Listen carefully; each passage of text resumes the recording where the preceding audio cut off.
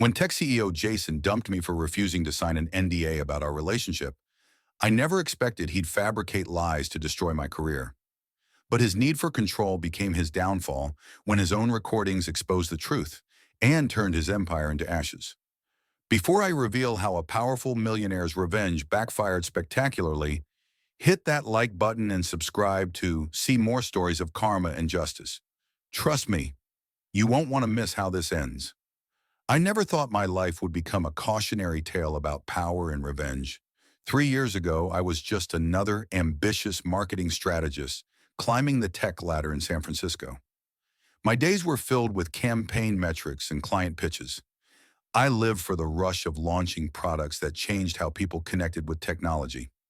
I wasn't famous, but I was respected. My portfolio included campaigns for startups that had grown into household names. I had built something real, something that was mine. Then came the Tech Fusion Conference in Palo Alto. I was there representing my agency, scheduled to speak on a panel about viral marketing strategies. That's when I first saw Jason Chen, founder and CEO of Vertex Link, striding through the convention center like he owned it. In many ways, he did. At 34, he had built a $2 billion company, graced magazine covers, and become tech's golden boy. I didn't expect him to slip into the back row during my panel. I definitely didn't expect him to approach me afterward, ocean blue eyes crinkling with genuine interest as he peppered me with thoughtful questions about my presentation. "Your understanding of psychological triggers in marketing is fascinating," he said, his voice smooth as aged whiskey.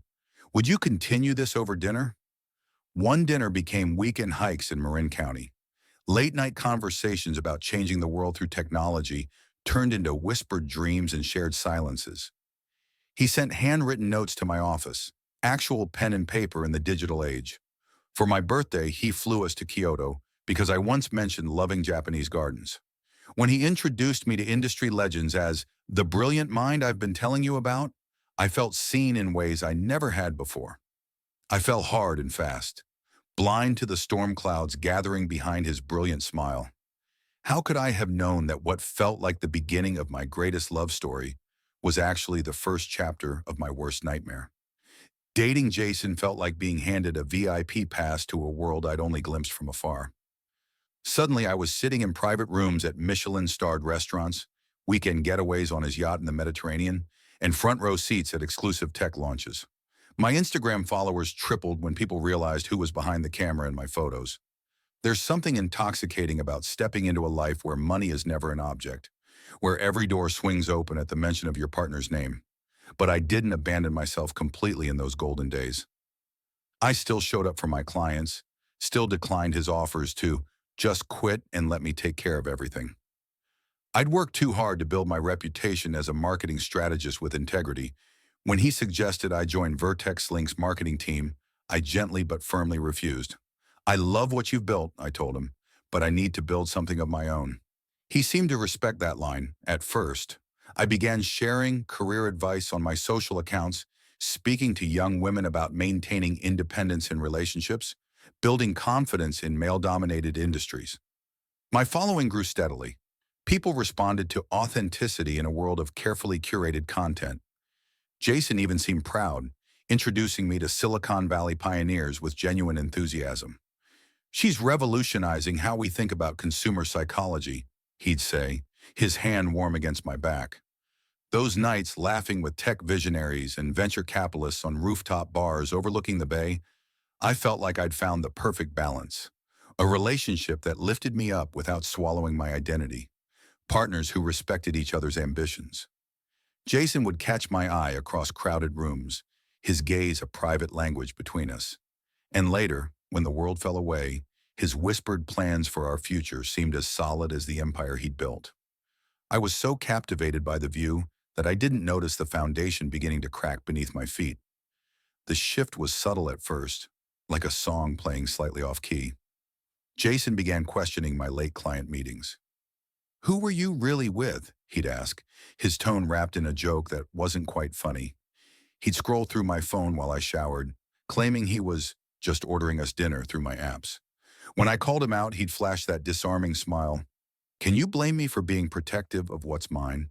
His suggestions about my career grew more insistent. Your talents are wasted at that agency, he'd say. At Vertex Link, you'd have real resources, real impact. When I explained that joining his company would compromise my professional independence, something cold flickered behind his eyes. Independence is overrated when you could have power, he said, the words hanging between us like a warning I chose to ignore. The control extended to my public image. He critiqued my outfit choices before industry events, suggesting alternatives that were more appropriate for someone dating a CEO. When my social following reached six figures, his congratulatory message came with a caveat. Just be careful what you post about work. Everything you say reflects on me now. The most troubling moments came when I achieved something independently. When Wired featured my marketing campaign for a privacy-focused startup, Jason's reaction was tepid. It's cute that you're still excited about these small wins, he said, dismissing months of my hard work. Yet when I accompanied him to events, he paraded me like a trophy, his hand gripping my waist just tight enough to leave invisible bruises. I started making excuses for him. The pressure he faced as CEO, the childhood of emotional neglect he'd confided during vulnerable moments, the business culture that rewarded dominance. I became smaller, quieter, more accommodating, changing myself in ways so gradual I barely noticed the woman in the mirror becoming a stranger. But deep down, a voice was whispering that something wasn't right. I just wasn't ready to listen. The end began with a document. 6 pages of dense legal text slid across his mahogany desk one Sunday morning at his Pacific Heights mansion. Just standard paperwork, Jason said casually, not meeting my eyes. Everyone in my circle has their partners sign these. An NDA, a non-disclosure agreement, covering not a business venture, but our relationship. I read it twice, my coffee growing cold beside me. The language was chilling. I would be prohibited from discussing any aspect of our relationship, his business practices, or personal habits. Forever. Any perceived violation would trigger a $5 million penalty. There were clauses about maintaining appropriate public commentary and refraining from disparaging characterizations. It wasn't just about protecting his privacy. It was about controlling my voice. Why would you need this if there's nothing to hide, I asked, my heart pounding against my ribs. His expression hardened. It's not about hiding. It's about protection. You have access to private parts of my life. My company is about to go through a major acquisition. I can't risk someone with emotional motivations speaking out. Emotional motivations? I'm your girlfriend, not a security threat. In my position, everyone is potentially both. The coldness in his voice was new, or perhaps I was finally hearing it clearly. The argument escalated. I pointed out that relationships should be built on trust, not legal constraints. He countered that I was being naive about how the world works at his level. When I still refused to sign, his ultimatum came. Either you sign this today, or we're done. I won't compromise on protecting what I've built. In that moment, staring at the man I thought I loved, something crystallized. This wasn't love. It was ownership, and I wasn't going to be owned. Then I guess we're done, I said, my voice steadier than I felt. The relief I expected to feel afterward was real but brief. I had no idea that walking away from his control would trigger something far more dangerous than a broken heart. His obsession with absolute power. 2 weeks after our breakup, I had 3 promising job interviews lined up. I decided a fresh start at a new agency would help me move forward. But then, one by one, the rejections came. Not the standard, "We've chosen another candidate," emails, but uncomfortable calls hinting at concerns about your professional conduct and feedback from industry contacts. It made no sense. My portfolio was strong, my references impeccable. Until Sarah, a former colleague who'd moved to one of those companies, called me after hours. "I shouldn't be telling you this," she whispered, "but someone sent our HR department an email claiming you stole campaign ideas and client contacts from your previous employers. They included screenshots of emails that looked, well, damning. The emails were fabricated. I knew immediately who was behind it. Then came the industry whispers. At a marketing conference, conversations stopped when I approached. A potential client canceled our meeting after hearing things about my reliability. My existing clients began questioning my strategies, citing concerns they'd mysteriously heard. Online, it got worse. Reddit threads appeared discussing my fraudulent work, with multiple accounts sharing identical talking points about campaigns I'd supposedly taken credit for. LinkedIn comments questioned my credentials. My social media platforms, where I'd built a community of young professionals seeking career advice, were flooded with accusations of being fake and sleeping my way to the top. The comments were too coordinated, too specific in their attacks. They referenced internal details only someone intimate with my career would know, details I'd shared with Jason during late-night conversations. Some even used phrases I'd heard from him during our arguments. The final confirmation came when a tech blogger friend forwarded me an email, someone offering exclusive insight into the fraudulent practices of rising marketing star, me. The sender had used an anonymous account, but the IP address traced back to a Vertex Link subsidiary. My ex-boyfriend wasn't just moving on. He was systematically destroying everything I'd built, and he was just getting started. 6 months into Jason's campaign against me, my savings were dwindling. Clients had dropped me one by one, always with vague references to reputation concerns or alignment issues. My freelance work had dried up. I sold my car, moved to a smaller apartment in Oakland, and picked up shifts at a coffee shop where nobody knew my name or my history. Friends I'd known for years became distant. I can't be caught in the middle, one told me. Jason has investments in half the companies in my network. Another admitted, people are afraid to be associated with you. His reach is too wide. The industry I'd loved had become a minefield, with former colleagues crossing the street to avoid me. The online harassment intensified. Anonymous accounts posted my address, encouraging people to let her know what frauds deserve. I received emails detailing my daily routines, what time I left for work, where I bought groceries. The message was clear. You are being watched. I filed police reports that went nowhere. Without direct threats or proof connecting these accounts to a specific person, there's not much we can do, the officer explained, sliding the paperwork into a drawer I knew would never be opened again. The lowest point came when I returned from a closing shift at the coffee shop to find my apartment feeling different. Nothing was missing, but items had been moved slightly. My laptop was positioned at a different angle. Picture frames were rotated. The message, I can get to you whenever I want. That night, unable to sleep, I swept my apartment for bugs, something I'd read about online but never imagined doing myself. Behind my bedroom mirror, I found it. A small, listening device professionally installed. In the living room lamp, another. Under my desk, a third. My private space, my last refuge, had been infiltrated. I sat on my bathroom floor until sunrise, the only place I could be reasonably sure wasn't monitored, shaking with a mixture of fear and fury. This wasn't business anymore. This wasn't even revenge. This was psychological warfare, designed to break me completely. What I didn't know then was that Jason's obsession with controlling the narrative would become the very thing that brought him down. By winter, I was barely recognizable to myself. The woman who once commanded boardrooms now flinched at unexpected sounds. I'd lost 20 pounds. Sleep came in fitful bursts, interrupted by nightmares where I could never escape unseen watchers.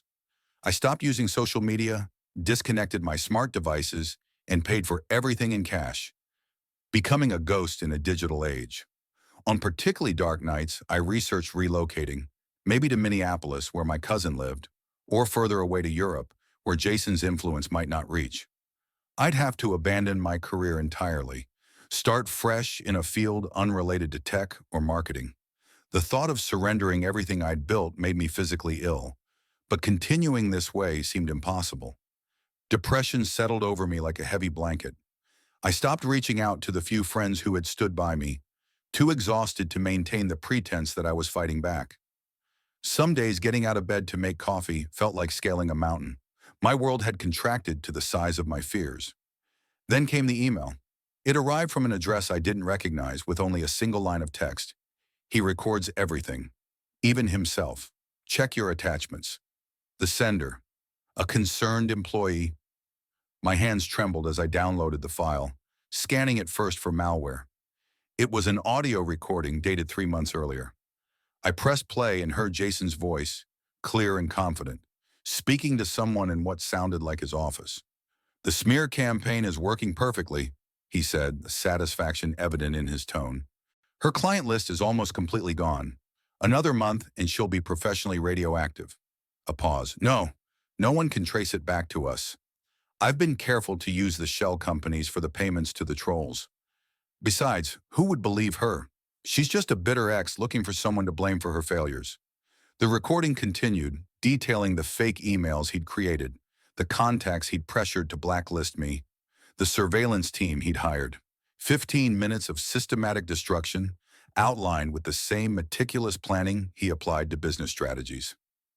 I listened 3 times, each replay crystallizing something inside me. Not just anger, but clarity. This wasn't just about saving myself anymore. It was about stopping someone who believed his power made him untouchable. The voice memo changed everything. After months of feeling powerless, I finally had proof. Concrete evidence of Jason's systematic destruction of my life and career. I called Maya, a law school friend who'd stood by me when others scattered. We met at a small cafe 3 towns over, away from familiar eyes and potential surveillance. "This is textbook defamation, harassment, and possibly criminal stalking," she said after listening to the recording. "But Jason has a legal team of 20. We need more than this one clip to go against someone with his resources." She was right. We needed a strategy, not just evidence. First came security. Maya connected me with a cybersecurity expert who swept my new laptop, phone, and apartment clean of any surveillance devices. We set up encrypted communication channels and created a secure digital vault for gathering evidence. Then came allies. Maya reached out to former Vertex Link employees who'd left under questionable circumstances. Many were bound by NDAS, but 3 agreed to speak anonymously about Jason's pattern of vindictive behavior toward anyone who challenged him. One former executive assistant had kept her own records, emails where Jason explicitly ordered her to fabricate evidence against competitors. Most surprisingly, the anonymous source, who turned out to be Jason's current technical assistant, Eliza, continued sending materials. "He's doing this to other people too," she wrote. "Someone needs to stop him." Weekly drops included recordings of Jason directing his team to create fake online profiles, screenshots of payments to professional trolls, and a particularly damning video of Jason laughing about how he was teaching me what happens when you refuse a reasonable request. While gathering evidence, I rebuilt myself. Daily runs along the Oakland Hills restored my physical strength. Therapy sessions helped me process the trauma. I stopped seeing myself as a victim and started recognizing my own resilience. The woman who'd been broken was reforming into someone stronger, someone dangerous to men like Jason who operated in shadows. After 2 months of meticulous preparation, Maya and I had compiled a comprehensive dossier documenting the full scope of Jason's campaign against me. We had evidence, witnesses, and a timeline of escalating harassment.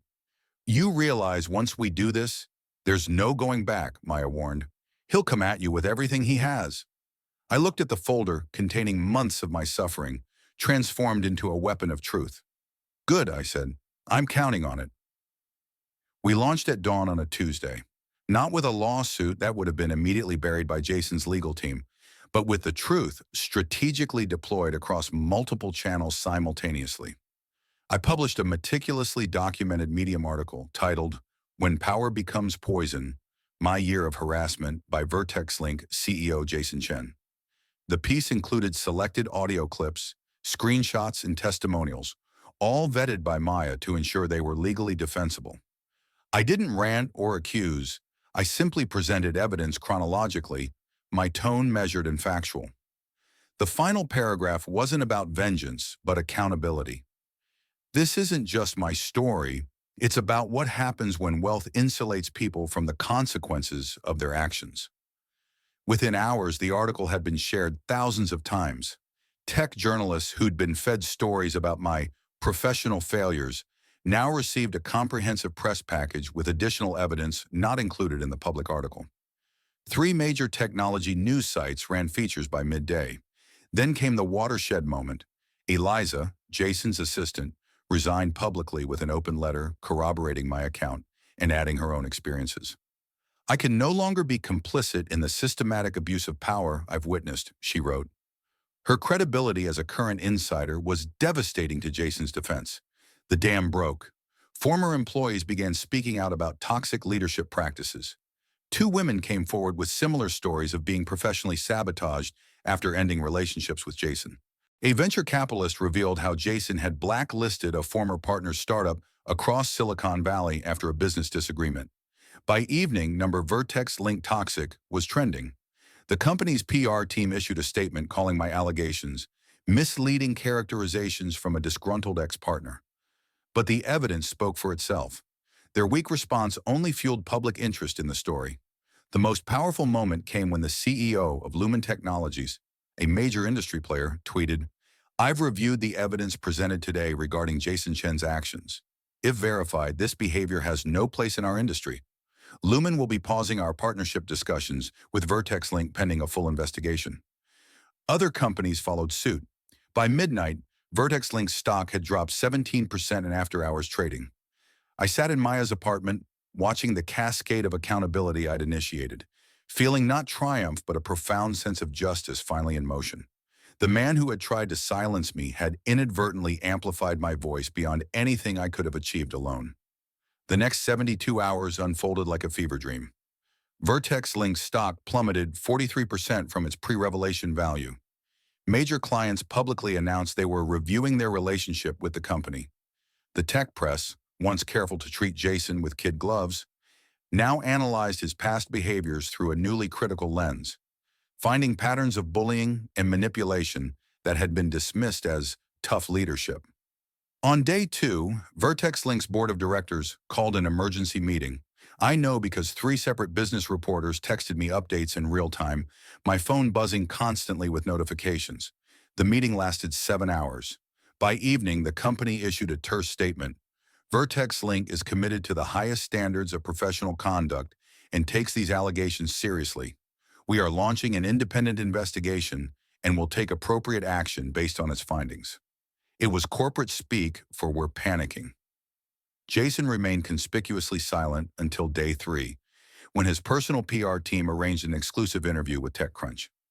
I watched the video with Maya beside me, noting his carefully cultivated appearance of humility, the casual sweater replacing his usual tailored suits, the lack of his signature watch, the softened lighting. I acknowledge that in the aftermath of our relationship, things became more adversarial than they should have, he said, his voice practiced in its contrition. While some characterizations of my actions have been exaggerated, I recognize that my position of influence carries greater responsibility. I apologize for any pain I may have caused.